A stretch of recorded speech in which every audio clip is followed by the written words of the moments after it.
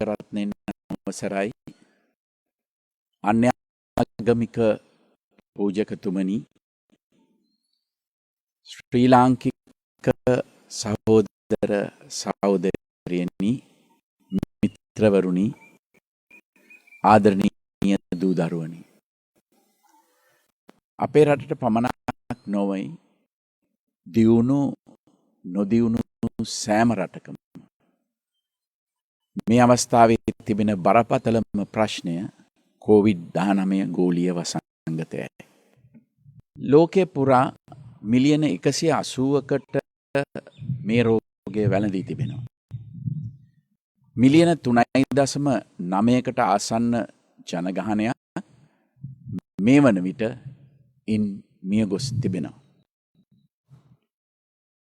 මුල් කාලේ බරපතල ලෙස කොරෝනා වලින් පීඩා විඳි දියුණු රටවල් මේ වන විට අවදානම බොහෝ දුරට පාලනය කොට තිබෙන්නේ ජනතාවගෙන් බහුතරයක් එන්නත් කරණය කළ නිසායි. එන්නත නිපදවන සමහර රටවලට පහසුවෙන් එන්නත ලබා ගැනීමේ හැකියාවක් තිබුණත් මේ වනතුරු කිසිදු එන්නතක් තම ජනතාවට දීමට බැරි වූ රටවලුත් තිබෙනවා. ලංකාවට එන්නත ගෙන්වා ගැනීමට පසුගිය කාලේ මම විශේෂ උනන්දුවක් ගත්තා. චීනය, ඉන්දියාව වැනි රටවල රාජ්‍ය නායකයන්ට මම පෞද්ගලිකව කතා කළා. ඒ වගේම ලිපි මගින් ඉල්ලීම් කළා. රුසියාව හා අනෙකුත් රාජ්‍ය නායකයන්ට මම පෞද්ගලිකම ලිපි යැවුවා. අපේ විදේශ අමාත්‍යාංශය හරහාත් විදේශ තානාපතිවරුන් හා මහකොමසාරිස්වරුන් හරහාත් එන්නත් නිෂ්පාදනය කරන රටවල් සමග සාකච්ඡා කළා. අපේ නිලධාරීන් එන්නත් නිෂ්පාදනය කරන සමාගම් සමග සම්බන්ධීකරණය කළා.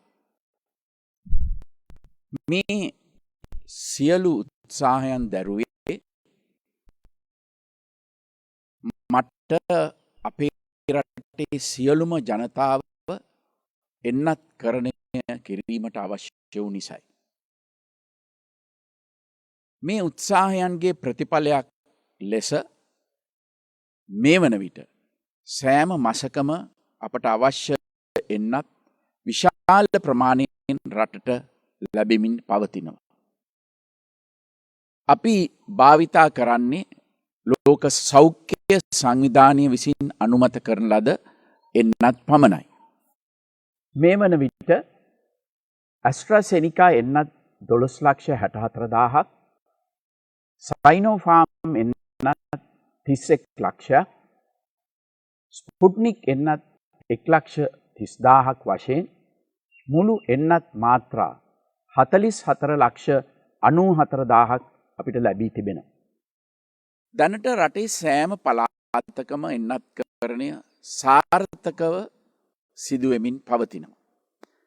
සමස්ත ජනගහනයෙන් මිලියන 3කට දැනටමත් එන්නත් ලබා දී අවසන්.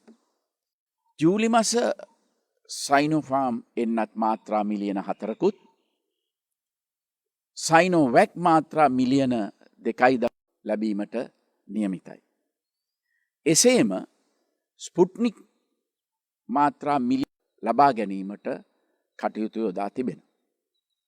මීට අගෝස්තු මාස සයිනෝෆාර්ම් මාත්‍රා මිලියන 5කුත්, සයිනෝවැක් මාත්‍රා මිලියන 2.5කුත්, ස්පුට්නික් 2කුත් ලැබීමට නියමිතයි. සැප්තැම්බර් මාස සයිනෝෆාර්ම් මිලියන 3ක් මේ වසරේ සැප්තැම්බර් මාසයට අපට මිලියන 13ක ජනතත්කරණය කරන්නට පුළුවන්. එය වයස අවුරුදු 30ට වැඩි වාගේ අපට එන්නත් කරණය කරන්නට පුළුවන්. මෙය ඉතාමත්ම සරයක්. පරයා ලෙස 2010 පත් කරගත්තේ තේ පිළිබඳ විසභාගෙනයි. අනතරම් බරපතල ඉටු කරන්නට කළ නොහැකියයි කී පාදයට එරෙහි යුද්ධය සන් කිරීමේ වග අපි එදා රට බැලුවලින් මුදාගෙන කොට සෞභාග්‍ය උදා වෙනුවෙන් මමන්නේ අනුවයි. අනාගතය කරන විට අපි අතීතය හොඳින් රහා ගත යුතුයි. 2000 ප්‍රතිවරණයේද ඡන්දය 69 ලතාවගේ ප්‍රධානතම ඉල්ලීම වූයේ ජාතික ආරක්ෂාව තහවුරු කොට රට ස්ථාවර කිරීමයි. එදා මේ රටේ ජනතාව ආගමික ව්‍යාප්තවාදය ගැන දැඩි බියකින් සිටියා.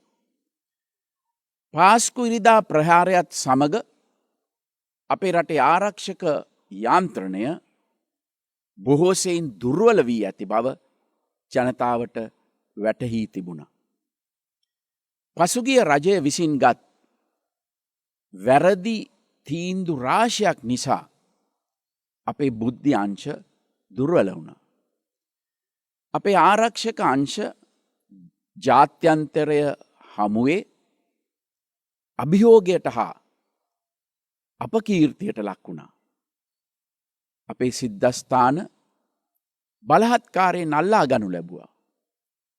පුරාවිද්‍යාත්මක වටිනාකමකින් යුතු ස්ථාන ප්‍රසිද්ධියේ විනාශ කරන තත්ත්වයක් ඇති වුණා.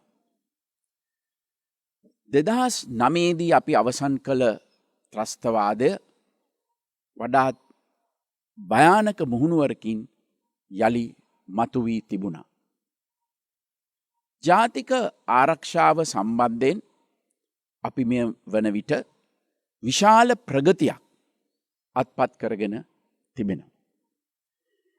වගකිවිය යුතු තනතුරුවලට සුදුසුම නිලධාරීන් පත් කරනු ලැබුවා. විවිධ හිරිහැර නිසා කඩා වැටී තිබුණ ආරක්ෂක අංශවල මානසිකත්වය අපි යළි ශක්තිමත් කොට තිබෙනවා. එදා දුර්වලව තිබූ බුද්ධ්‍යංශ යළි ප්‍රතිසංවිධානය කොට තිබෙනවා. පසුගිය ආණ්ඩුව කාලේ අමතක කොට තිබූ ආරක්ෂක සැලැස්මවල් අපි යළි ක්‍රියාත්මක කොට තිබෙනවා. රටට විශාල වුවදුරක් බවට පත්වෙමින් තිබූ පාතාලය අපි සාර්ථකව පාලනය කළා. එක්වරම විසඳන්නට අපහසු වුණත් මද්‍රව්‍ය වුවදුරත් බොහෝ දුරට පාලනය කරමින් තිබෙනවා.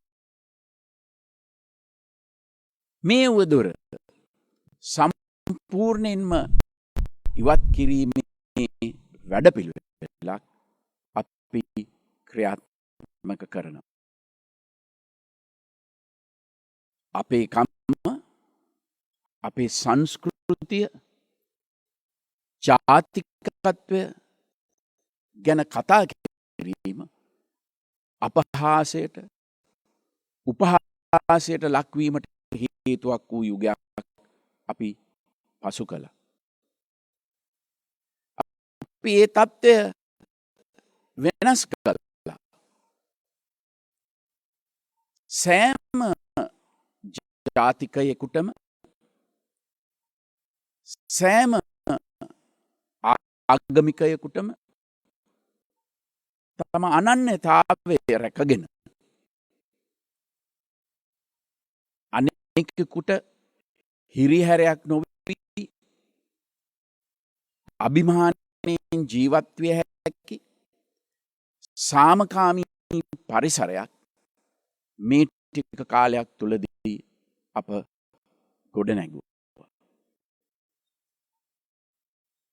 පසුගිය කාලේ තර්ජනයට ලක් වී තිබූ මුහුදු විහාරය, කූරගල, දීඝවාපිය වැනි සංස්කෘතික හා ආගමික උරුමයන් අපි ආරක්ෂා කොට තිබෙනවා. අද මේ රටේ ජනතාවට තවදුරටත් රටේ ඒකීය භාවය ගැන බියවීමට හේතුවක් නැහැ. අපේ රටේ අභ්‍යන්තර කටයුතු වලට ඇඟිලි ගසන්නට මේ රජය කිසිවෙකුටත් ඉඩ දෙන්නේ නැහැ. ජාතික ආරක්ෂාව මගේ රජය තහවුරු කොට තිබෙනවා. අපේ තවත් ප්‍රධානතම අභියෝගයක් වුණේ බිඳ වැටී තිබුණු ආර්ථිකය යලි ගොඩනැංවීමයි. ඒ සඳහා අපි ඉතා හොඳ සැලැස්මක් ඉදිරිපත් කළා. පසුගිය වසර එකහමාරක වැනි කාලය තුල අප මුහුණ දුන් මූලික අභියෝගත් ඒවාට අපි මුහුණ දුන් ආකාරයත් ගැන ජනතාව දැනුවත් විය යුතුයි. 2015 දී මහින්ද රාජපක්ෂ මැතිතුමා නව ආණ්ඩුවකට රට බාර දෙන විට අපිට ශක්තිමත් ආර්ථිකයක් තිබුණා. 7% ආසන්න ආර්ථික වර්ධන වේගය ආසියාව තුල දෙවෙනි උනේ චීනයට විතරයි. විදේශ ආයෝජන ගලා යමින් තිබුණා. රුපියල ස්ථාවරව තිබුණා. විදේශ සංචිත ශක්තිමත්ව ණයබර ලිහිල් වෙමින් තිබුණා. මුළු රටම වැඩබිමක් වී ශීඝ්‍ර සංවර්ධනයක්. පසුගිය රජය බලයේ සිටි 2015 2019 කාලේ මේ රටට කිසිම ස්වාභාවික විපතක් තිබුණේ නැහැ. ඒ කාලේ කොරෝනා වගේ ගෝලීය අර්බුදයක් තිබුණෙත් නැහැ. නමුත් හුදෙක්ම රාජ්‍ය පාලනයේ අසාර්ථකත්වය නිසා සාධාරණ හේතුවකින් තොරව අපේ රටේ ආර්ථිකය කඩා වැටෙන්නට පටන් ගත්තා. 2019 වන විට වේගය 2.1කට අඩු වී තිබුණා. රාජ්‍ය ණය රුපියල් බිලියන 100 සිට රුපියල් බිලියන වැඩි වෙලා තිබුණා. ජනතාව මත බර දෙගුණ වෙලා තිබුණා.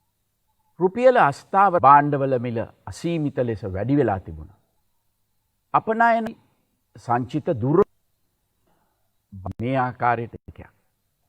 අපි තේරුම් අරගෙන සැලැස්මක් ඒ වගකීමට. නමුත් ඒක්ෂිත ලෙස ඒ රටට පමණ ලොබු දෙයක් වූ කොරෝනා සැලසූ ආකාරණට වාතාවරණයක් අධිපතිවරයා වශයෙන් මාස පෙර 9 වසංගතයෙන් ලොව පුරා දෙන්නට පටන් ගත්තා. මේ රෝගයට අවශ්‍ය දැනුම කිසිදු රටකට තිබුණේ නැහැ. ලෝක සෞඛ්‍ය සංවිධානයේ පවයට පත් වී සිටියා. වසංගතය දැනගත් වහාම ඉදිරි තත්වයකට මුහුණ දෙන්න අපි වෛද්‍යවරුන් සෞඛ්‍ය ශාස්ත්‍රය පිළිබඳ විශේෂඥයන් දක්ෂ පරිපාලකයන් ආරක්ෂක අංශ ප්‍රධානීන් ඇතුළත් වූ ජනාධිපති කාර්ය සාධක බලකායක් පිහිටෙවූ. චීනයේ වසංගතය ආරම්භ වූ වූහාන් ප්‍රාන්තයේ අධ්‍යාපනය ලබමින් සිටි විදේශීය සිසුන් ඉතා අසරණ වූ අතර අපේ රටේ සිසුන් 34 දෙනෙකුත් ඒ අතර සිටියා. නමුත් අන් සෑම රටකටම කලින් ක්‍රියාත්මක වූ අපි දැඩි සෞඛ්‍ය ආරක්ෂණ ක්‍රමවේද යටතේ ගුවන් යානයක් චීනයට යවා වුහාන් වල සිරවී සිටි ශ්‍රී ලාංකික සිසුන් 34 දෙනාවම ආරක්ෂාකාරීව ලංකාවට ගෙනාවා. ඔවුන් දියතලාවේ හමුදා කඳවුරක නිරෝධායනය කොට තම පවුල්වලට මුදාහැරීමෙන් අන් රටවලටත් රජයක සමාජ වගකීම ගැන අපි හොඳ ආදර්ශයක් දුන්නා. ලංකාවේ පළමු කොරෝනා පොකුර නිර්මාණය වූ අවස්ථාවේ නිසි වෙලාවට රට වසා දමා විවිධ සීමා පනවා සෞඛ්‍ය ආරක්ෂණ විධිවිධාන ගැන ජනතාව දැනුවත් කළා. රෝගය වැළඳුණු සියලු දෙනාටම රජය මැදිහත් වී ප්‍රතිකාර කළා. රෝගය වැළඳුණු කාලේ ඔවුන් හා ඇසුරු කළ සියලු දෙනා බුද්ධි අංශවල සහායෙන් සොයාගෙන ඔවුන්ව නිරෝධායනය කළා. මේ අනුව කොරෝනා රැල්ල සාර්ථකව පාලනය කරන්නට අපි සමත් වුණා. ලෝකයේ අන් රටවල් කොරෝනා වසංගතයෙන් දැඩි පීඩා විඳිද්දී මාස 3ක පමණ කාලයක් ලංකාවෙන් කිසිදු රෝගියෙකු වාර්තා වුණේ නැහැ. කිසිදු රටකට දීර්ඝ කාලීනව ගුවන් තොටුපළවල් හා වරායවල් වසාගෙන ඉන්නට බැහැ. පිටරටවල අසරණව සිටින තම පුරවැසියන් ආපසු ගෙනා යුතු වනවා. ආනයන අපනයන කටයුතු පාලනයක් යටතේ හෝ සිදු කිරීමට වෙනවා. මේ නොවැළැක්විය හැකි ගෝලීය සම්බන්ධීකරණය නිසා කොරෝනා වෛරසය යළි යළිත් රටවලට ඇතුල්වීමත් සම්පූර්ණයෙන් වළක්වන්නට කිසිම රටකට මෙතෙක් හැකි වෙලා නැහැ. රට වසා දැමීමකින් කළ හැක්කේ තාවකාලිකව අවදානම පාලනය කිරීම පමණයි. කොරෝනා දෙවන රැල්ල අවස්ථාවේ අලුත් වෛරස් ප්‍රභේදයක් වේගයෙන් පැතිරෙන්න පටන් ගත්තා. විශේෂයෙන් කර්මාන්තශාලා මාළු හා එළවලු වෙළඳපොළවල් ආශ්‍රිතව මේ පැතිරුණා. කොරෝනා සාර්ථකව පාලනය කිරීමට නම් රජය විසින් පැන වූ දැඩි සමාජ දුරස්ථතා නීතිවලට ජනතාව වගකීමෙන් සහාය දිය යුතුයි. නමුත් ලංකාව තුළ සංචරණය සීමා කරන්නට සෞඛ්‍ය ආරක්ෂාව ගැන සැලකිලිමත් වන්නට කියා කොතරම් උපදෙස් දුන්නත් සමහර ජන කොටස් එයට සම්පූර්ණ සහාය නොදුන්න බව ඔබ සියලු දෙනාම දන්නවා. කෙසේ වෙතත් දෙවන රැල්ලත් මේ වසරේ මුල වන විට අපි බොහෝ දුරට පාලනය කොට තිබුණා.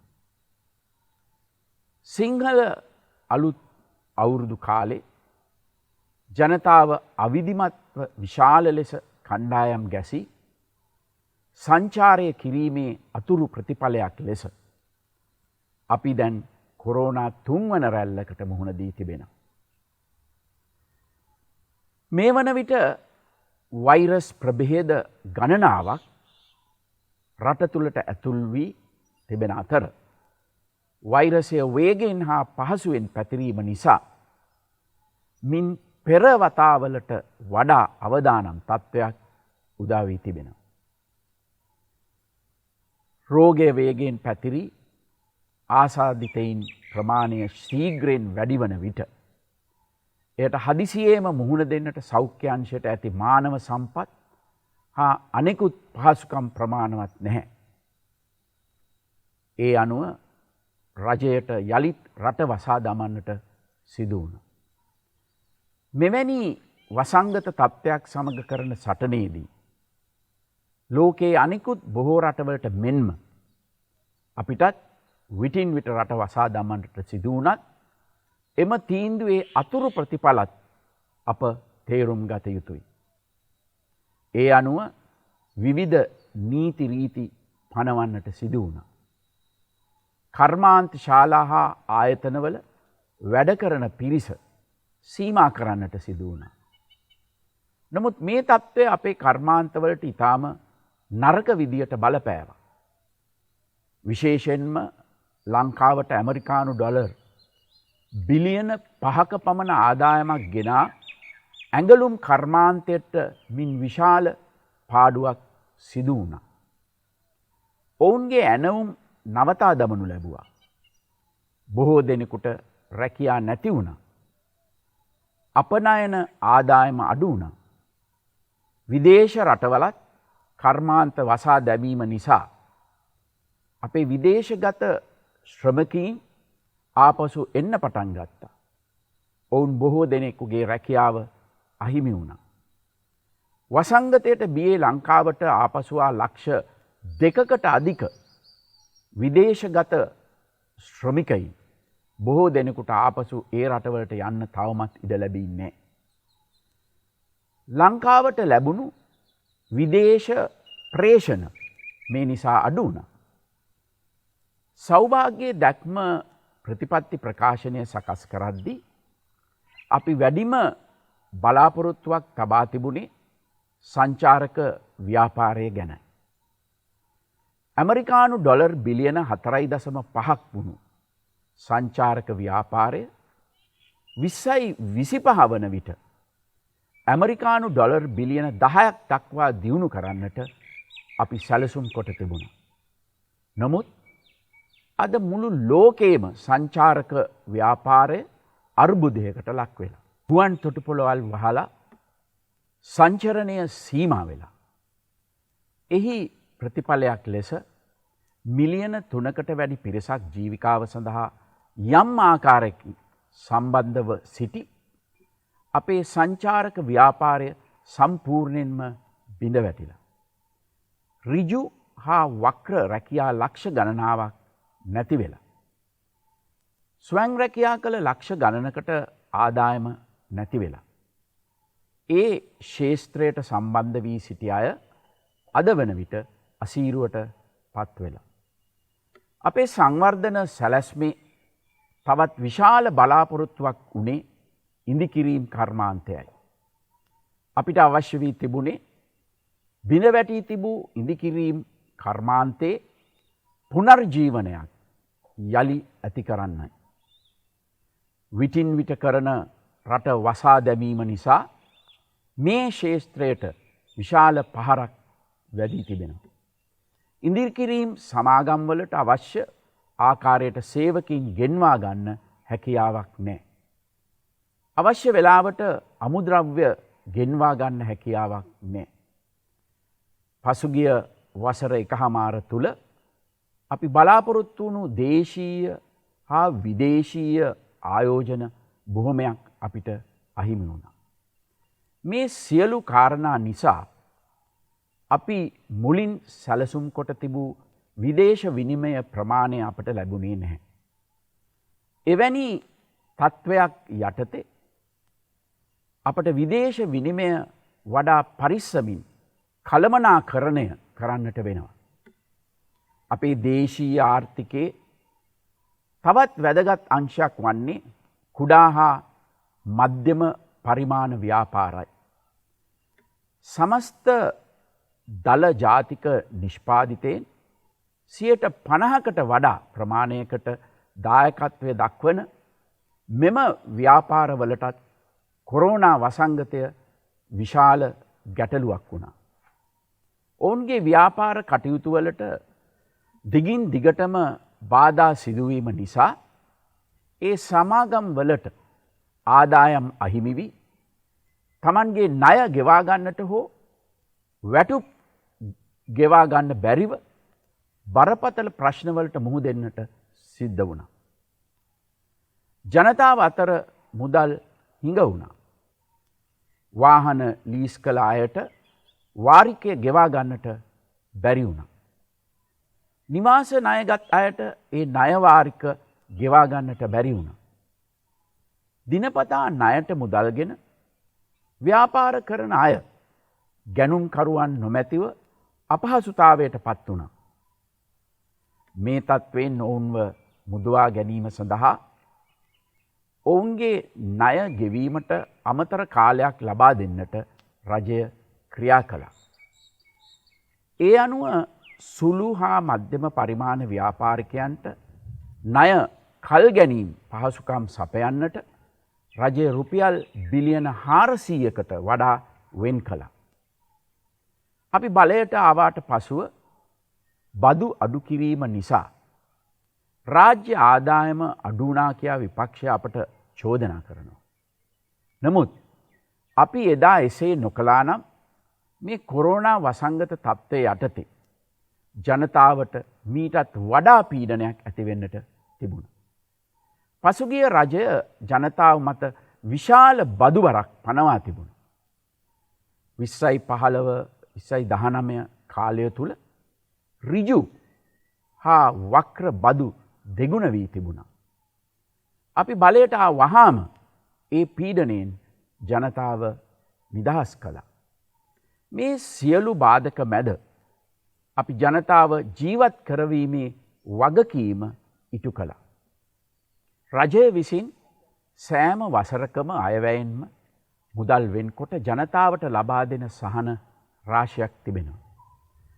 ඒ අතර සමෘද්ධිය සඳහා රුපියල් බිලියන 50කුත්, නොමිලේ බෙහෙත් ලබා දීම සඳහා රුපියල් බිලියන 90කුත්, ආබාධිත සොල්දාදුවන් වෙනුවෙන් රුපියල් බිලියන 40කුත්, විශ්‍රාම වැටුප් වශයෙන් රුපියල් බිලියන 250කුත්, පොහොර සහනාධාරය වෙනුවෙන් රුපියල් බිලියන 35කුත්, පාසල් දරුවන්ගේ නිලැඳු, පෙළපොත් සහ පෝෂදාහි ආහාර වේලක් ලබා දීම වෙනුවෙන් රුපියල් බිලියන 25කුත්, පාඩු ලබන රාජ්‍ය ආයතන නඩත්තුව ඇතුළු තවත් විවිධ සහන ලෙස බිලියන 70කුත් සමග සමස්තයක් වශයෙන් බිලියන 560ක් පමණ වැය කරනවා.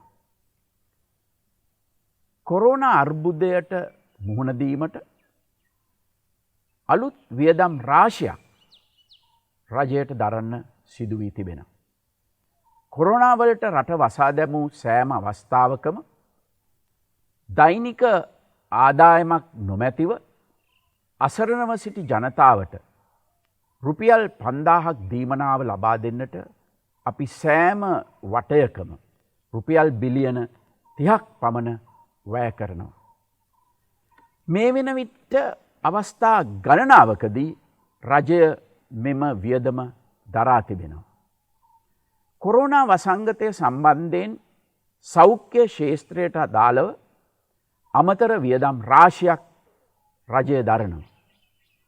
PCR හා ඇන්ටිජන් පරීක්ෂණ කරන්නටත්, හඳුනාගත් ආසාදිතයන්ට ප්‍රතිකාර කරන්නටත්, ප්‍රතිකාර මධ්‍යස්ථාන රාශියක් අලුතින් පිහිටවීමටත් රජය අමතර වියදම් දරා තිබෙනවා.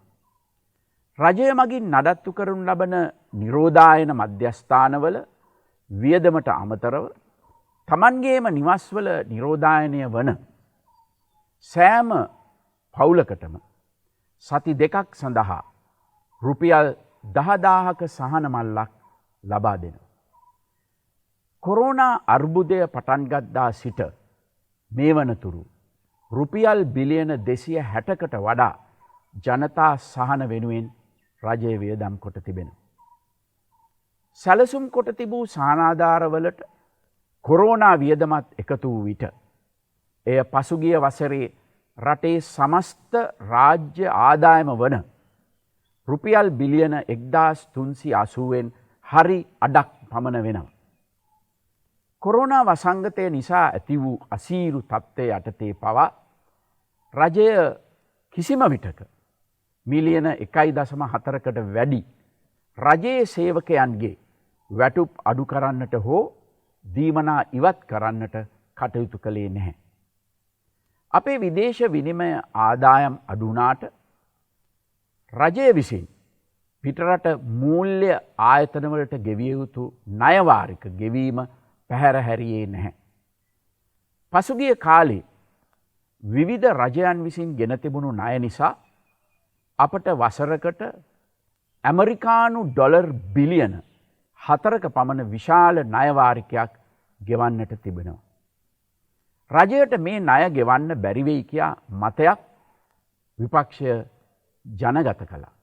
නමුත් අපි රට අපකීර්තියට පත් නොකර ඒ සියලු ණය මුදල් නියමිත දිනට ගෙව්වා.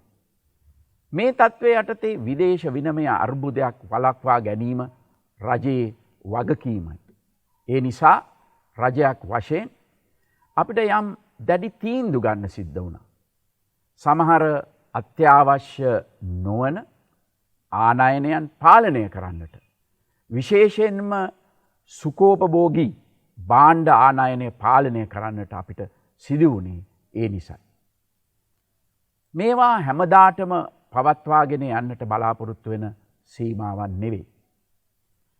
අපි බලාපොරොත්තු වෙනවා රටට ආදරය කරන අනාගතය දකින බුද්ධිමත් ජනතාව කාලීන අවශ්‍යතාවයන් හඳුනාගෙන මේ අර්බුදයෙන් ගොඩ එන්නට අපිට සහාය දෙයි කියා. අපේ රජයේ අඩුපාඩුවක්ම තිබුණේ අපි කරන සංවර්ධන කටයුතු නිසි ආකාරව ජනතාවට sannivedanaya නොකිරීමයි. නමුත් එහි ප්‍රතිඵලය ලෙස ජනතාව මාධ්‍යවලින් දැක්කේ ගැටලු පමණයි. සමාජ ජාලාවල සාකච්ඡා වුණේ ප්‍රශ්නගත සිද්ධීන් පමණයි. ඒ නිසා කොරෝනා අර්බුදය මැද රජය කරගෙන ගිය සංවර්ධන ව්‍යාපෘතිවලින් රටට ජනතාවට ලැබෙන ප්‍රතිලාභ ගැන කවුරුත් කතා කළේ නැහැ. පුද්ගල ප්‍රතිරූප පිම්බීම සඳහා ප්‍රචාරණ කටයුතු නොකලාට ආණ්ඩුවක් කරන වැඩ ගැන ජනතාව දැනුවත් විය යුතුයි. නැත්තම් වන්නේ දේශපාලන අවශ්‍යතාවයන් මත වැරදි තොරතුරු ජනගත කරන්නට ආණ්ඩුවේ ප්‍රතිවාදීන්ට අවස්ථාව ලැබීමයි. මෙහි ප්‍රතිඵලයක් වශයෙන් අද සත්‍යය යටපත් වී බොරුව ජයගනිමින් තිබෙනවා. ජනතා කේන්ද්‍රීය ආර්ථිකයක් ගොඩනැගීමේදී රටේ ආහාර සුරක්ෂිත භාවයේ වැදගත්කම ගැන අපි විශේෂ අවධානයක් යොදවා තිබීම කොරෝනා වසංගතයේ අවස්ථාවේ විශාල ආශීර්වාදයක් වුණා. පිටරටින් එන ආහාර මත යැපුණු රටවල් අසීරුතාවයන්ට පත්වෙද්දී අපට එවැනි ගැටලුවලට මුහුණ දෙන්නට සිදුවුණේ නැහැ. අපේ ප්‍රතිපත්ති හරහා දේශීය කෘෂිකර්මාන්තයේ පුනර්ජීවනයක් ඇති කරන්නට අපිට පුළුවන් වෙලා තිබෙනවා. වී සඳහා සහතික මිලක් ලබා දීම තුලින් අපි වී ගොවියා ශක්තිමත් කළා. පොහොර නොමිලේ ලබා දුන්නා. තේ, පොල්, රබර්, කුරුඳු වලට පසුගිය කාලයේ හොඳ මිලක් ලැබුණා. ලංකාව තුල වගා කළ හැකි කෘෂිකාර්මික නිෂ්පාදන ආනයනය හා ප්‍රති අපනයනය තහනම් කිරීම මගින් ගම්මිරිස් කහවැනි භෝගවලට හොඳ වෙළඳ පොලක් නිර්මාණය කළා. එතනෝල් ආනයනය කිරීම සම්පූර්ණයෙන්ම තහනම් කළ නිසා අපේ සීනි කම්හල් අද ලාභ ලබනවා. ගොවිතැනට නිසි ගෞරවය ලබා දීම නිසා වෙනදා කෘෂිකර්මාන්තය ගැන උනන්දුවක් නොදැක් වූ බොහෝ දෙනෙක් අද විවිධ මට්ටමේ කෘෂිකාර්මික ව්‍යාපෘතිවලට යොමු වෙලා තිබෙනවා. කෘෂිකර්මාන්තය නගා සිටුවීම සඳහා අපි රට පුරා වැව් 14000ක් ප්‍රතිසංස්කරණය කරන විශාල වැඩපිළිවෙලක් ආරම්භ කොට තිබෙනවා. මේ හරහා පුරන් වී තිබෙන කුඹුරු හා අතහැර දමා තිබෙන වගාබිම් දහස් ගණනක් අස්වත් දන්නට අපට අවස්ථාව ලැබී තිබෙනවා. පාරිසරික හා දේශගුණික විපර්යාසවලට ශක්තිමත්ව මුහුණ දිය හැකි තිරසර සංවර්ධන ප්‍රතිපත්තියක් වෙනුවෙන් අපි වැදගත් පියවර කිහිපයක්ම අරගෙන තියෙනවා. රට තුළට රසායනික පොහොර ආනයනය කිරීම සම්පූර්ණයෙන්ම නැවැත්වීම එහි තවත් වැදගත් පියවරක්. මේ කාරණය සම්බන්ධයෙන් දශක ගණනාවක් අපේ රටේ කතිකාවක් තිබුණා. මීට වසර 45කට පමණ පෙර මේ රටට හඳුන්වා දුන් රසායනික පොහොර භාවිතය අපේ රටට මේ වන විට විශාල සමාජ උවදුරක් වෙලා. මෙහි අතුරු ඵල අපේ පස නිසරු වෙලා. අපේ ජලය විෂ වෙලා. වකුගඩු රෝගය, පිළිකා රෝගය වැනි රෝග ගණනාවකට හේතුව විශාල වශයෙන් පසට හා ජලයට රසායනික ද්‍රව්‍ය මිශ්‍රවීම බව විද්වතුන් බොහෝ දෙනෙකුගේ මතයයි. රසායනික පොහොර භාවිතය නිසා මිනිස් ජීවිතයට වන හානියට හේතුව සොයා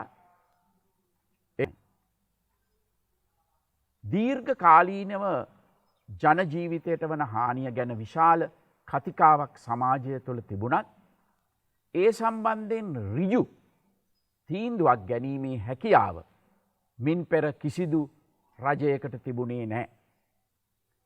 රසායනික පොහොර භාවිතයෙන් ඉවත්ව රට කාබනික පොහොර භාවිතයට යොමු කරන බවට පොරොන්දුව මේ රටේ 69 ලක්ෂයක් ජනතාව අනුමත කළා.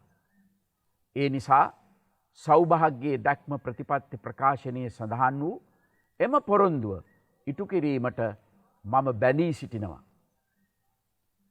අනාගත පරම්පරාවේ සුභසිද්ධිය වෙනුවෙන් එම ප්‍රතිපත්තිය ක්‍රියාවට නැංවීම වර්තමාන පරම්පරාවේ වගකීමක්. පිටරටින් රසායනික පොහොර ගෙන්වීම නතර කිරීම හදිසි තීරණයක් නොවේ. එම තීන්දුව ක්‍රියාත්මක කිරීමට පෙර ඉදිරි කන්නය සඳහා අවශ්‍ය පොහොර තොග මෙරටට ගෙන්වා තිබුණා. මේ වන විටත් වගාබිම් හෙක්ටයාර මිලියන 1.5කට අවශ්‍ය පොහොර මෙට්‍රික් ටොන් ලක්ෂ 3ක් බෙදා දී අවසන්. ඒ සමගම කාබනික පොහොරත් මෙට්‍රික් ටොන් 8000ක් පමණ බෙදා දී තිබෙනවා. ඉදිරි මහකන්‍ය සඳහා ගොවිතැනට අවශ්‍ය කාබනික පොහොර සියල්ල ලබා දෙන බවට රජය සහතික වෙනවා.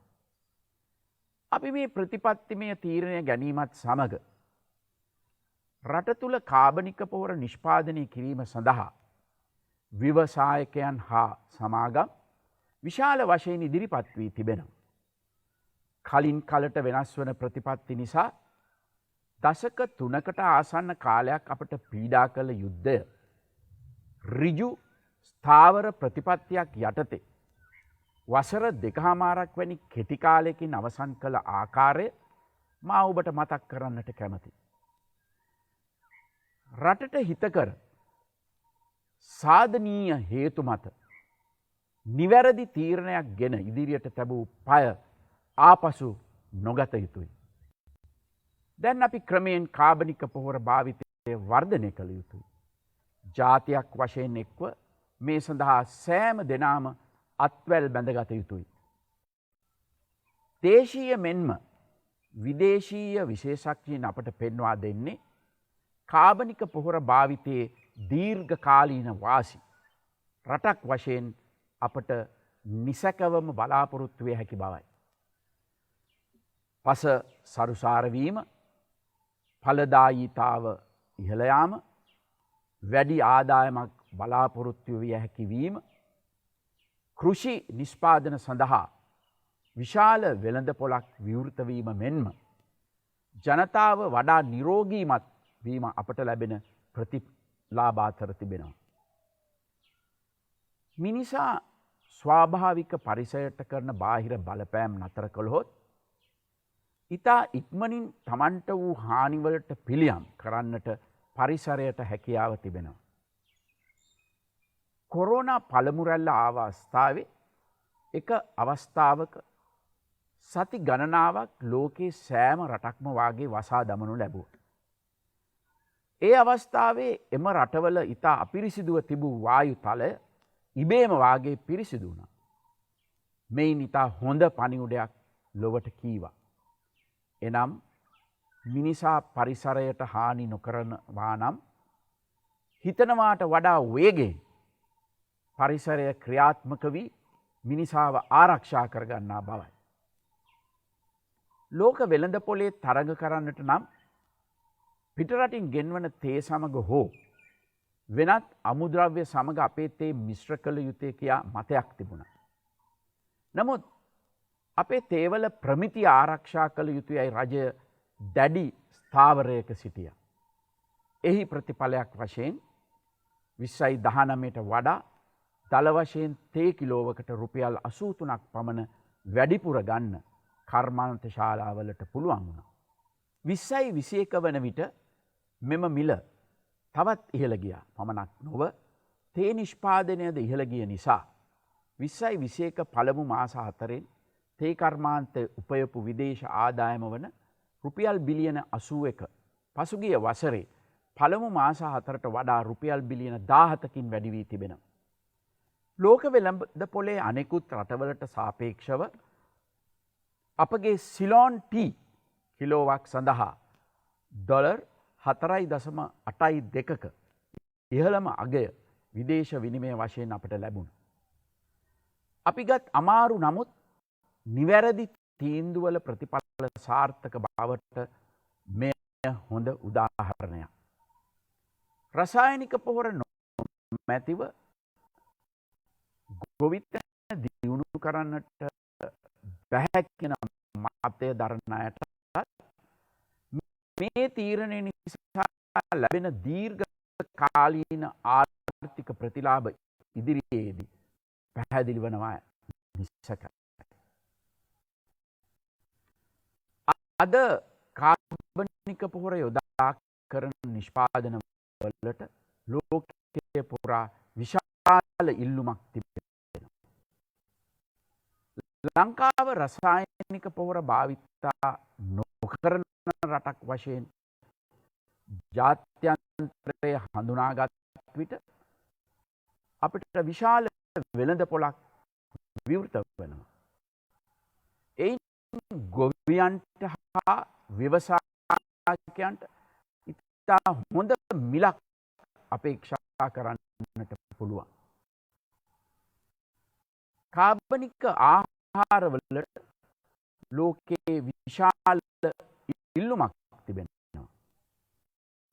මේ රටට ලැබෙන සුවිශේෂී අවස්ථාවක්. ඒ නිසා බුද්ධිමත් ව්‍යවසායකයන් කළ යුත්තේ සුබදායි අනාගතයකින් උපරිම ප්‍රයෝජන ගැනීමට සූදානම් වීම මිස වර්තමාන දුෂ්කරතා ගැන පැමිණිලි කරමින් සිටීම නොවේ. නිවාස සංවර්ධනය මගේ රජය විශේෂ අවධානයක් දී තිබෙන තවත් ක්ෂේත්‍රයක්. නිදහසින් වසර 72කට පසුවත් මේ රටේ පවුල් මිලියන 6ක් පමණ සිටින පුරවැසියන් බොහෝ දෙනෙකුට තම ජීවන මට්ටමට සරිලන නිවසක් තවමත් නැහැ. විශාල පිරිසක් තවමත් ජීවත් වන්නේ අර්ධ සම්පූර්ණ නිවාසවල හෝ පහසුකම් අඩු කුලී නිවාසවල. තවත් විශාල පිරිසක් පැල්පත්වල ජීවත් වෙනවා. සමහර විට පදිංචිකරුවන්ට තම ඉඩමකට ඔප්පුවක් නැති නිසා නිවසේ ඉදිරි සංවර්ධන කටයුතු කරන්නට බැහැ. මේ තත්ත්වය වෙනස් කොට සතුටින් ජීවත් වන පවුලක් යන තේමාව යටතේ මේ රටේ ජීවත් වන සෑම පවුලකටම ජීවත් වීමට සුදුසු නිවසක් ලබාගත හැකි පරිසරයක් අපි නිර්මාණය කරනවා. 2014ට පෙර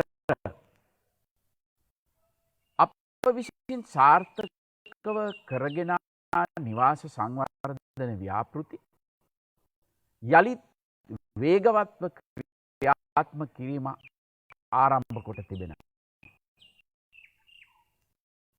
ඉදිරි වසර 4 තුල නිවාස ලක්ෂ 3ක් රජය විසින් හා රාජ්‍ය හා පෞද්ගලික අංශයන් ඒකාබද්ධව ක්‍රියාත්මක කරන ව්‍යාපෘති හරහා ඉදි කිරීමට බලාපොරොත්තු වෙනවා. ඒ අතර නාගරික නිවාස 60,000කුත් ග්‍රාමීය නිවාස ලක්ෂ 2කුත් ඉදි වෙනවා. වතු නිවාස හා කුලී නිවාස 40,000කුත් අපේ සැලැස්මට අයිති වෙනවා. මේ නිවාසවලින් නිවාස 20,000කට වඩා මේ වන විටත් ඉදිවෙමින් තිබෙනවා. තවත් 10,000ක් පමණ මේ වසර අවසන් වීමට පෙර ආරම්භ කරනවා. රජයේ යටතේ පහටම සඳහා මාස ඒකක මේ වන අඩු ආදායම් 70,000ක් පමණ ආදායම් ලාභීන් මහල් නිවාස වැඩ ආරම්භ වෙලා තිබෙනවා. නිවාස 14,000ක් එක ගමකට එක ගෙයක් වැඩසටහනේ ඉදි වෙමින් තිබෙනවා. ග්‍රාමීය ජනතාව තුළ දිළිඳුකම පිටු දැකීමේ තවත් පියවරක් ලෙස ඉඩම් අහිමි පවුල්වලට වගා කළ හැකි ඉඩම් ලබා දීමේ වැඩපිළිවෙල ඉතා සාර්ථකව ඉදිරියට යනවා. මේ වන විටත් පවුල් 20,000කට වඩා අක්කරය බැගින් ඉඩම් ලබා දී තිබෙනවා. පාරම්පරිකව වසර ගණනාවක් පදිංචි වී සිටියත් ඉඩම් අයිති අහිමි ලක්ෂයකට වැඩි පිරිසකට නීත්‍යානුකූල ඔප්පු ලබා දීමේ වැඩපිළිවෙලත් ක්‍රියාත්මක වනවා. සැමට පානීය ජලය ලබා දීම සෞභාග්‍යයේ දැක්ම ප්‍රකාශනය තුළ සඳහන් කළ ඉතා වැදගත් පොරොන්දුවක්. මහින්ද රාජපක්ෂ ජනාධිපතිතුමා ආරම්භ කළ කැලණිය දකුණ යුර දැදුරුවය වගේ විශාල ජල සම්පාදන ව්‍යාපෘති ගණනාව පසුගිය රජය කාලයේ අඩපණ වී තිබුණා. අපේ මැතිවරණ ප්‍රකාශනයේ සඳහන් කළ ආකාරයට අපි බලයට පත් වූ වහාම රුපියල් බිලියන 50ක මුදලක් ආයෝජනය කර මේ ව්‍යාපෘති නැවත ආරම්භ කරන්නට අපේ රාජ්‍ය කටයුතු කළා. ඒ අනුව 2019 වර්ෂය වන විට 41%ක්ව පැවති පිරිසුදු පානීය ජල ආවරණය මේ වන විට 52% දක්වා වර්ධනය කරන්නට අපිට හැකි වෙලා තියෙනවා. 2025 වසර වන විට එම අගය 79% දක්වා වර්ධනය කිරීම අපේ ඉලක්කයයි. මේ යටතේ 2021 වසරේදී අලව්ව පොල්ගහවෙල මාතුගම ගලවත්ත විශාල මාතලේ අනුරාධපුර උතුර කොළඹ නැගෙනහිර මැදිරිගිරිය සහ ගාල්ල පොකුරු ජල සම්පාදන ව්‍යාපෘති යන ජල සම්පාදන ව්‍යාපෘති ජනතා ඉදිරියට පත් කරන්නට අපි බලාපොරොත්තු වෙනවා. මේ සඳහා දරා ඇති සම්පූර්ණ මුදල රුපියල් බිලියන 100කට අධිකයි. රැකියා විරහිත උපාධිධාරී තරුණ තරුණියන්ට රැකියා ලබා දීම මැතිවරණ සමයේ අපෙන් කළ ප්‍රධාන ඉල්ලීමක්. ඒ අනුව රජය පත් වූ වහාම ඒ අවස්ථාවේ රැකියා විරහිතව සිටි උපාධිධාරීන් 65,000කට රජයේ රැකියා ලබා දීමට කටයුතු කළා. මීට අමතරව සාමාන්‍ය පෙළ අසමත් එමෙන්ම ආර්ථික වශයෙන් පහළම මට්ටමේ සිටි පවුල්වල තරුණ තරුණියන් ලක්ෂයක් බහුකාර්ය සාධක බලකා දෙපාර්තමේන්තුව යටතේ රැකියාගත කිරීමට අප සැලසුම් කොට තිබෙනවා. එහි පළමු අධියර යටතේ මේ වන විටත් තරුණ තරුණියන් 35,000ක් පන්දවාගෙන ඔවුන් දිවයින පුරා රජයේ ආයතනවලට පුහුණුව සඳහා යොමු කොට තිබෙනවා. පුහුණුව අවසන් කළ පසු මේ සියලු දෙනා රජයේ විවිධ ආයතනවල ප්‍රාථමික ශ්‍රේණියේ තනතුරු සඳහා අනුයුක්ත කිරීමට නියමිතයි. ඉදිරියේදී සෙසු පිරිසද කඩිනමින් බඳවා ගැනීමට අපි කටයුතු කරනවා. අපි අධ්‍යාපන ක්ෂේත්‍රය ගැනත් මැතිවරණ වේදිකාවල බොහෝ විට කතා කළා. පොරොන්දු ආකාරයට නිසි අවධානය අධ්‍යාපනයට ලබා දුන්නා. පසුගිය කාලේ කොරෝනා නිසා බොහෝ විට පාසල් වසා තබන්නට සිදු වුණත් අපි දුරස්ථ අධ්‍යාපනයේ විශාල ප්‍රගතියක් අත්කර ගනිමින් දරුවන්ට අවශ්‍ය අධ්‍යාපන පහසුකම් නොකඩවා ලබා දුන්නා. පාසල් දසදහසකට ෆයිබර් ඔප්ටික්ස් සම්බන්ධතා ලබා දී තිබෙනවා.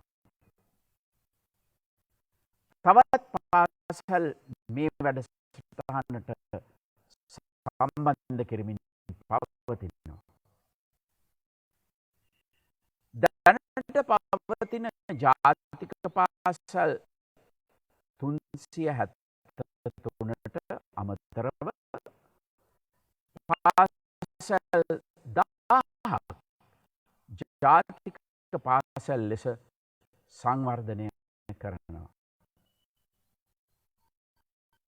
මේ පාසල් දැනටමත් හඳුනාගෙන ඇති අතර සෑම ප්‍රාදේශීය ලේකම් කොට්ඨාශයකටම වශයෙන් පාසල් 3ක් අලුතින් ජාතික පාසල් ලෙස වර්ගීකරණය කොට ඒවායේ භෞතික පහසුකම් හා ගුණාත්මක බව වැඩි කිරීමට මුදල් වෙන් කොට තිබෙනවා.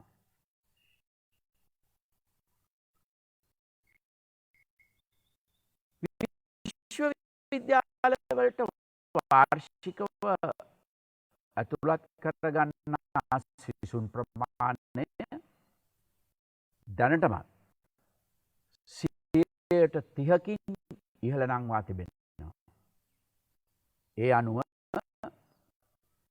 වෙනදා ඇතුළත් වන 20000කට අමතරව වැඩිපුර සිසුන් 10000ක් පසුගිය වසරේ විශ්වවිද්‍යාලවලට ඇතුළු වුණා.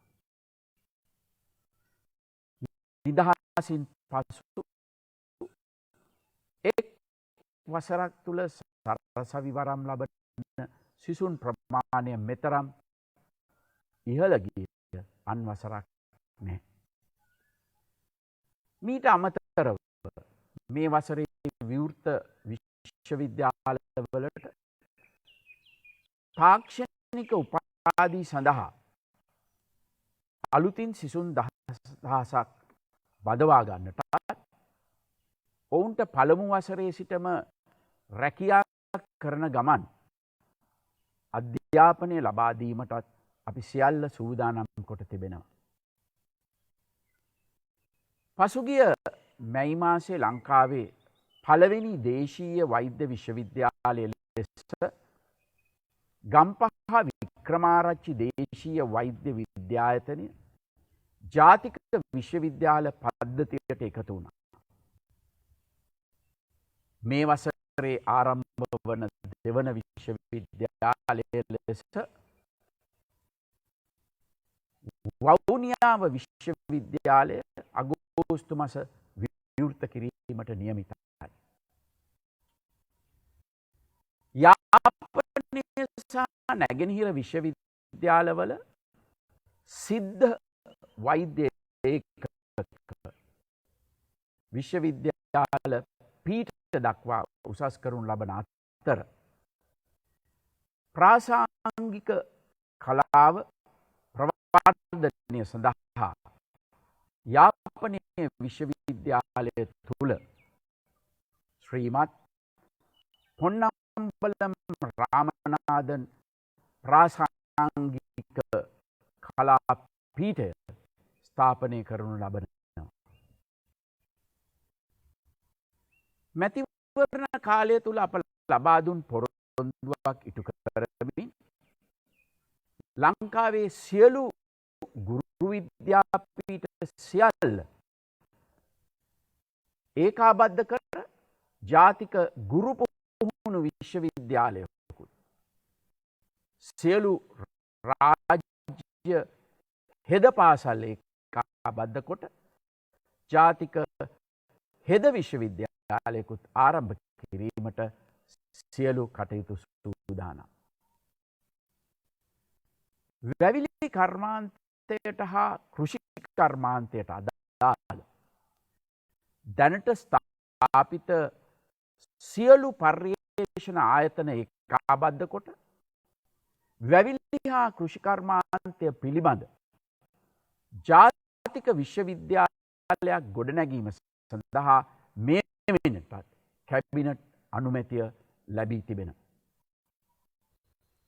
මීට අමතරව උසස් අධ්‍යාපන ආයතන නොමැති දිස්ත්‍රික්ක 10ක් තෝරාගෙන ඒවායේ නගරාශ්‍රිත විශ්වවිද්‍යාල සිටි යුනිවර්සිටීස් ගොඩනැගීමට සැලසුම් සකස් වෙමින් පවතිනවා. රට තුළ තාක්ෂණික අධ්‍යාපනය දියුණු කිරීමට විශාල වැඩපිළිවෙලක් ක්‍රියාත්මක වෙනවා. කොරෝනා වසංගත තත්ත්වය යටතේ සමස්ත විශ්වවිද්‍යාල පද්ධතියම මාර්ගගත ඔන්ලයින් ක්‍රමයට පවත්වාගෙන යාමට අපි කටයුතු කළා. විද්‍යා තාක්ෂණ ඉංජිනේරු හා ගණිත විෂය ධාරා හදාරන සිසුන් ප්‍රමාණය වැඩි කිරීමට සෑම විශ්වවිද්‍යාලයකම අලුතින් පීඨ ඉදි කිරීමට අපි මුදල් වෙනකොට වැඩ ආරම්භ කොට තිබෙනවා. තාක්ෂණික ආයතනවල පාඨමාලා හදාරන සිසුන්ට රුපියල් 5000ක දීමනාවක් මෙවර අයවැයෙන් අපි අනුමත කළා. මහින්ද රාජපක්ෂ යුගයේ සැලසුම් කළ අධිවේගී මාර්ග පද්ධතිය සම්පූර්ණ කිරීම අපේ රටේ අනාගත සංවර්ධනයට ඉතාම වැදගත් ආයෝජනයක්. ඒ නිසා පසුගිය පාලන කාලය සමයේ මන්දගාමී වී තිබූ මේ වැඩපිළිවෙල අපි යලි ඉතාමත් වේගවත් කොට තිබෙනවා. මධ්‍යම අධිවේගී මාර්ගයේ මීරිගම කුරුණෑගල කොටස දැන් වේගයෙන් ඉදිවෙමින් පවතිනවා. එය තව මාස 3කින් පමණ අවසන් වීමට නියමිතයි. කිලෝමීටර් 15ක් පමණ ප්‍රමාණයක් කණුමතින් ඉදිවන කඩවත මීරිගම කොටස 2023 අග අවසන් වීමට නියමිතයි. කුරුණෑගල දඹුල්ල කොටසත් ළඟදීම ආරම්භ වෙනවා. නුවර බලා යන මාර්ගයේ පොතුහැර සිට ගලගෙදර දක්වා යන වැදගත් කොටස දැන් ආරම්භ වී තිබෙන අතර 2023 වන විට මෙයද අවසන් වීමට නියමිතයි. මේ අනුව 2024 වන විට කොළඹ සිට නුවරට මධ්‍යම අධිවේගී මාර්ගයෙන් යන්නට ජනතාවට අවස්ථාව ලැබෙනවා. කැලණි පාලම ළඟ සිට රාජගිරිය හරහා අතුරුගිරිය දක්වා කණුමතින් ඉදිවන අධිවේගී මාර්ගයත් කැලණි පාලම ළඟ සිට වරාය නගරය දක්වා යන අධිවේගී මාර්ගයත් මේ වන විට ඉදිකිරීම ආරම්භ වී තිබෙනවා. 2023 දී මේවායේ වැඩ අවසන් වෙනවා. මන්තීරු 6ක් ඇති නව කැලණි පාලම හා අනුබද්ධිත මංසන්ධිය මේ වසරේදී විවෘත කිරීමට බලාපොරොත්තු වෙනවා. මීට අමතරව රජය සැලසුම් කොට තිබෙන රටපුරා මාර්ග කිලෝමීටර් ලක්ෂයක් ඉදිකිරීමේ වැඩපිළිවෙලේ කිලෝමීටර් 25,000ක පමණ වැඩ මේ වන විටත් නිමා වෙමින් තිබෙනවා. මාර්ග තදබදයට විසඳුමක් ලෙස කොළඹ නගරය තුල ගුවන් පාලම් 5කුත් නුවර එක් ගුවන් පාලමකුත් ඉදිකරමින් පවතිනවා. මීට අමතරව ජනාකීර්ණ නගර ආවරණය වන පරිදි බහුවිධ රථගාල් සහිත ගොඩනැගිලි 9ක් ඉදිකිරීම ආරම්භ වී තිබෙනවා. රුවන්පුර අධිවේගී මාර්ගයේ පළමු පියවර අපි පසුගියදා ආරම්භ කළා. මේ අධිවේගී මාර්ගය 2023 අවසන් වන විට සම්පූර්ණයෙන්ම ඉදිකොට අවසන් කරනවා. රටේ සංවර්ධනයට යටිතල පහසුකම් වල අවශ්‍යතාවය ඕනෑම කෙනෙකුට වැටහෙනවා. නිවාස මාර්ග පමණක් නොව සෑම ආකාරයකම යටිතල පහසුකම් සංවර්ධනයට අපේ රජය පසුගිය කාලේ විශාල අවධානයක් යොමු කළා. 2021 වසර සඳහා ග්‍රාමීය වැව් 14,000ක් ප්‍රතිසංස්කරණය කිරීමටත් පාලම් 10,000ක් ඉදි කිරීමටත් ප්‍රතිපාදන වෙන්කොට ඉන් බොහොමයක් වැඩ ආරම්භ වී තිබෙනවා. රටපුරා ක්‍රීඩාංගන 1000කට වඩා ඉදි වෙනවා. ග්‍රාමීය රෝහල් ප්‍රතිසංස්කරණය වෙනවා. සියක් නගර වැඩසටහන යටතේ කුඩා හා මධ්‍යම පරිමාණ නගර 100ක සංවර්ධන කටයුතු මේ වසරේ අවසන් වෙනවා. නගර අලංකරණ ව්‍යාපෘති සියල්ල හරිත ව්‍යාපෘති ලෙස ක්‍රියාත්මක කරන්නට අපි ප්‍රතිපත්තිමය තීරණයක් ගෙන තිබෙනවා. සියලුම ප්‍රධාන හා උපනගරවල නාගරික වනෝද්‍යාන සැලසුම් කෙරෙනවා.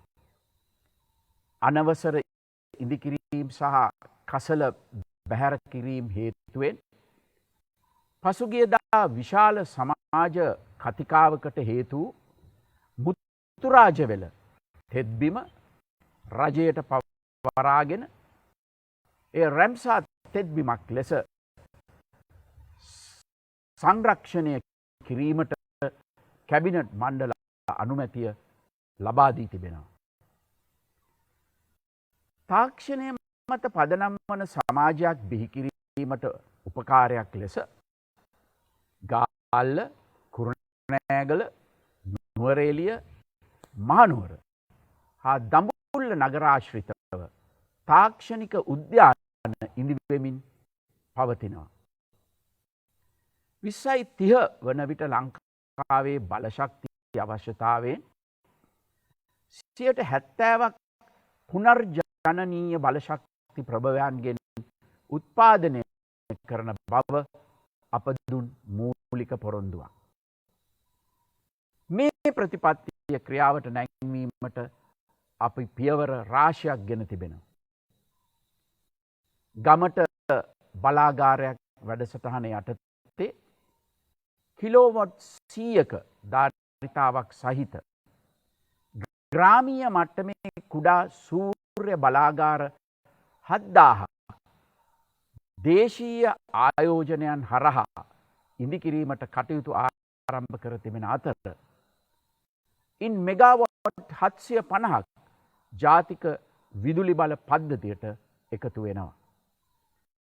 මෙගාවොට් 100ක ධාරිතාවෙන් යුත් මන්නාරම සුළං විදුලි බලාගාරය හා මෙගාවොට් 240ක ධාරිතාවෙන් යුත් පූනරීන් සුළං විදුලි බලාගාරවල ඉදිකිරීම ආරම්භ කර තිබෙනවා.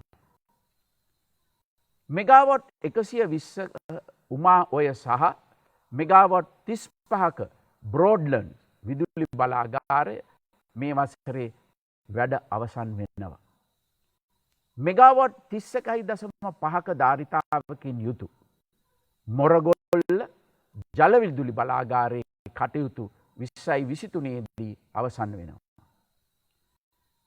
නාගරික ඝන අපද්‍රව්‍ය මගින් විදුලිය ජනනය කිරීමේ පළමු ව්‍යාපෘතිය කෙරවල පිටියේ ආරම්භ වුණා. එමෙන්ම මෙගාවොට් 300ක ධාරිතාවක් සහිත මෙරට පළමු ස්වාභාවික වායු නැචරල් ගෑස් බලාගාරය කෙරවල පිටියේදී ඉදිකිරීම් කටයුතු මේ වන විට ආරම්භ කර තිබෙන අතර මේ තුලින් මෙගාවොට් 300ක ධාරිතාවක් 2023 දී විදුලි ජනන පද්ධතියට එක් කෙරෙනවා. වහල මත සවිකරන සූර්ය කෝෂ පද්ධති 30000ක් හරහා මේ වන විටත් මෙගාවොට් 340ක ධාරිතාවයක් ජාතික විදුලි බල පද්ධතියට එකතු කොට තිබෙනවා. එමෙන්ම පසුගිය ජූනි 16 වන දින ඉන්දියානු ජනරජය සමග අත්සන් කරනු ලැබූ රුපියල් කෝටි 2000ක ණය පහසුකම තුලින් රජයේ කාර්යාල පියසි මත සූර්ය පැනල සවිකිරීමට කටයුතු කරනු ලබනවා. දැයට එළිය ව්‍යාපෘති යටතේ ලක්ෂයකට අධික ඊටාම දිලිඳු පවුල් සඳහා කිසිදු අයකිරීමකින් තොරව විදුලිය ලබා දෙනවා. වාරි කළමනාකරන ක්‍රමවේද හා ක්‍රමෝපායන් ශක්තිමත් කිරීම කඩිනම් ජාතික අවශ්‍යතාවයක් ලෙස අපේ රජය හඳුනාගෙන තියෙනවා. මේ යටතේ පවතින වාරි පද්ධති බලගැන්වීමටත් නව වාරි පද්ධති ඉදිකිරීමටත් අපි කටයුතු කළා. මෙහි මූලික පියවරක් ලෙස තෝරාගත් වාරි ව්‍යාපෘති 10ක කටයුතු කඩිනම් කර තිබෙනවා. ඒ අනුව වයඹ උතුරුමැද සහ උතුරු පළාත් නියෝජනය කරනු ලබන වියලි කලාපයේ පානීය සහ වාරි ජල අවශ්‍යතාව ඉලක්ක කරගනිමින් උතුරු මැද පළාත් මහඇල සහ වයඹ පළාත් මහඇලේ සංවර්ධන කටයුතු මර්වින විට ආරම්භ කරලා තියෙනවා. මිනිපේ වම්මිවුරු ඇලේ සංවර්ධන කටයුතු කඩිනමින් අවසන් වෙමින් පවතිනවා. කුඹුක්කන් ඔය ජලාශ ව්‍යාපෘතිය හරහා ජල දුෂ්කරතාවයෙන් නිරන්තරයෙන් පීඩා විඳින මොනරාගල දිස්ත්‍රික්කයේ ජනතාවට අවශ්‍ය පානීය ජලය සහ දෙකන්නේ වගා කටයුතු සඳහා වාරි ජලය සම්පාදනයටත් කටයුතු කරනු ලබන.